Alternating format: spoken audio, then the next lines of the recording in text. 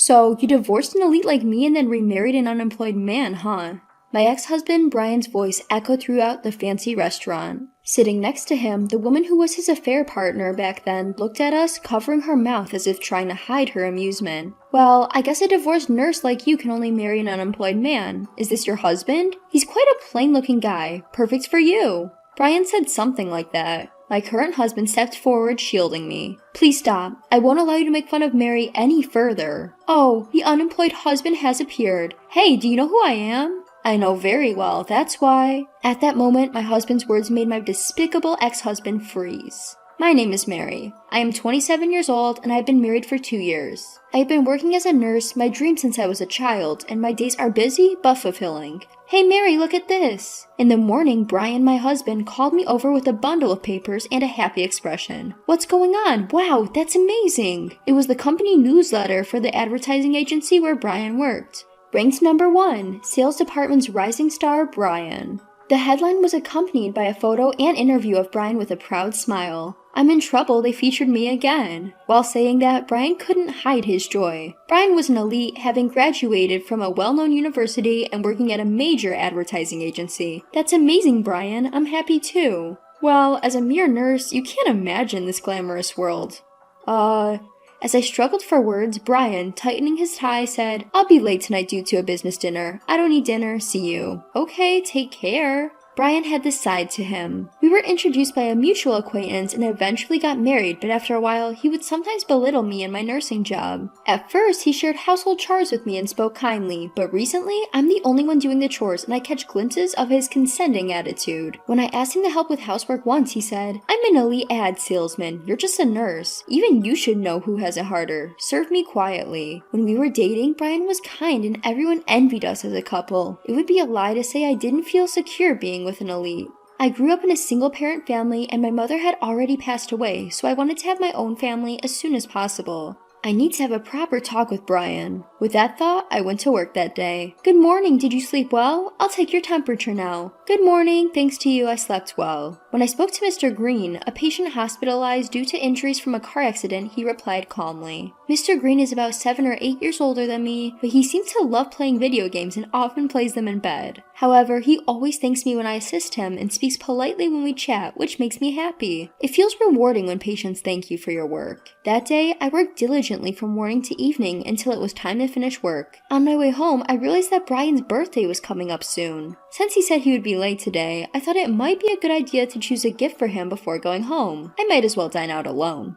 With that in mind, I decided to take a train to the city in the opposite direction from usual. I successfully chose Brian's birthday present, had dinner, and was about to head home when I saw a familiar-looking man in a suit. Brian was walking. However, there was a slender woman with long brown hair snuggling up next to him. For some reason, I had a bad feeling. I thought he said he had a work dinner today. With my heart pounding uneasily, I followed the two from a distance. Then, the two of them left intimately, held hands, and went off into an accommodation facility. I felt like everything went dark before my eyes and sat down on the side of the road. It's not true. Brian was cheating on me. Dressing up, coming home late, always fiddling with his cell phone at home. I thought it was all for work, but it wasn't. Brian had betrayed me. I don't know how I managed to get home. I sat alone in the dark living room of my home. Hey Mary, what's the matter? Not even turning on the lights? Brian turned on the living room lights when he came home late. With my head down, I spoke to Brian. Brian, sit down there. What is it? I'm tired and I want to go to bed already. Just sit down. As I glared at Brian, who reluctantly sat down, I confronted him. Brian, you're cheating on me, aren't you? I saw you today. Brian looked surprised for a moment, but then sighed. Is that all? What do you mean, is that all? Yeah, that's right. I have another girl I'm dating. She's a receptionist at work, famous for being cute. Can't help it, can I? I'm popular. What are you saying? As I was astonished by Brian's brazenness, he continued, You should be grateful that I've been with someone like you, who has nothing going for them. Your face is nothing special, you work as a nurse, a lowly job, and you have no parents. How can you keep someone like me, Mary? What? Well, it doesn't matter. I kept you around as a housekeeper, but you're no longer needed. Pack your things and leave. Brian glanced at me, unable to speak from the shock, and went to the bedroom. I couldn't sleep all night and was left devastated, but I still had to go to work. Leaving the house before Brian, I tried to do my usual work despite the struggle. Did something happen? You look pale. Surprised, I looked at Mr. Green holding a game console, staring at my face. I'm fine. It's disgraceful for a nurse to be worried by a patient, haha. Trying to laugh it off, Mr. Green shook his head and said, "You shouldn't say you're a disgraceful nurse, even as a joke. I think I can be discharged today thanks to your help. I can't ask what happened, but you'll be okay. You're someone who deserves happiness." Holding back my tears, I bowed to Mr. Green. "You'll be okay, you deserve happiness." Mr. Green's words gave me encouragement. That day, I packed my things, left the completed divorce papers, and moved out of the house. The next day, Brian called. "I filed the divorce papers." "Understood. Now you're a divorcee with no parents and an ugly nurse. Do your best to be happy. Goodbye." Not wanting to hear Brian's laughing voice any longer, I hung up. And so, our divorce was finalized. For about a year after that, I was even more absorbed in my work than before. After moving, I requested to be transferred to a busy department, which left me no time to feel lonely, and it might have been for the best. On a day off, I went shopping nearby and ran into a familiar face in the park on my way home. "Ah, Mr. Green! Oh, it's been a while. Thanks to you, my health has improved a lot." Sitting on a park bench playing a game, I couldn't help but smile at Mr. Green. We talked for a while. When I told him about finding out about my husband's affair and being encouraged by his words to get a divorce, Mr. Green seemed surprised. "That must have been tough. You did well to get through it." "Thank you. I've been holding on to the words 'I'll be okay' like a charm." On the way home that day, Mr. Green invited me out for dinner. We exchanged contact information, and even though we went home that day, we continued to go on several dates afterward. Eventually, I accepted Mr. Green's, or rather, Sam's proposal to be in a relationship. Sam and I were able to go on dates even during weekdays. In other words, he didn't seem to have a job. Even so, he always treated me to meals, which I initially found quite mysterious. But above all, I was attracted to Sam's personality. He was always relaxed, composed, and polite to everyone, and he treated me with great care. His hobby was, of course, gaming, and although I had never played before, I started to join him. When we played together, Sam was clearly going easy on me, but I appreciated his kindness. A year after we started dating, Sam proposed to me. "I'm not beautiful, and I don't have any parents. Are you sure it's okay?" When I said that, Sam looked a bit troubled. "Mary, you're still hurt from your previous marriage, aren't you? You're a wonderful woman. Let's become a family and live happily together." Hearing those words made me so happy, I decided to remarry. This time, it'll be okay. Being with Sam made me feel so much happier than when I was with Brian. A year passed and Sam and I got married, and our relationship was still going strong. Since it's our wedding anniversary, let's go to a special French restaurant. Sam told me the name of the restaurant with a smile. It was a high-end restaurant even I was familiar with.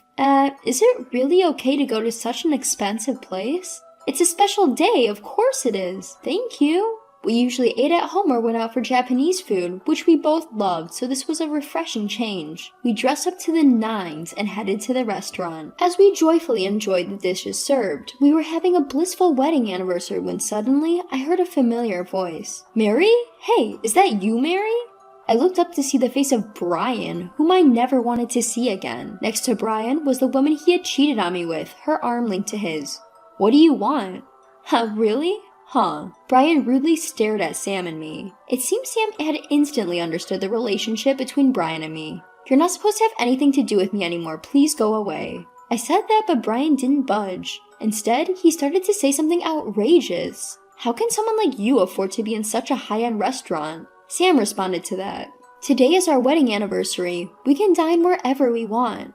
Wedding anniversary, huh? So the poor couple splurged and came to a place like this, huh? That's touching. Brian was smirking. The woman who had been Brian's affair partner was also covering her mouth and looking at us as if she couldn't hide her amusement. "After divorcing Elite Me, you were married a jobless man, huh?" Brian said to me, completely ignoring Sam. "Huh? What's that? Where did you hear that?" "I ran into one of your colleagues and heard it. They said you're going on dates even on weekday afternoons and that they've never seen your partner wearing a suit. Plus, they said he's a gamer boy. Is this the jobless husband? He's a fittingly dull man for you, huh?" Brian continued to mock me, who was too surprised to speak. "Well, a divorced nurse like you can only marry a jobless man, huh? You must be supporting this old man, huh? Good for you." "Hey, stop it. But, you know, a high-end restaurant like this doesn't suit a poor couple like you. You must have saved up all your pennies to come here, but read the atmosphere, you're lowering the tone." Brian still continued to say such things. Brian's abusive words echoed through the high-end restaurant, and before we knew it, we were the center of attention. He had always belittled me, even when we were married, and now he was even mocking my husband, Sam. I won't forgive him. Never. I reached my breaking point. As I tried to stand up, Sam stood in front of me as if to shield me. Please stop. I won't allow you to ridicule Mary any further. Then, Brian said, trying to hold back his laughter. Oh, the jobless husband has appeared. Even jobless, you'll defend your ugly wife, huh?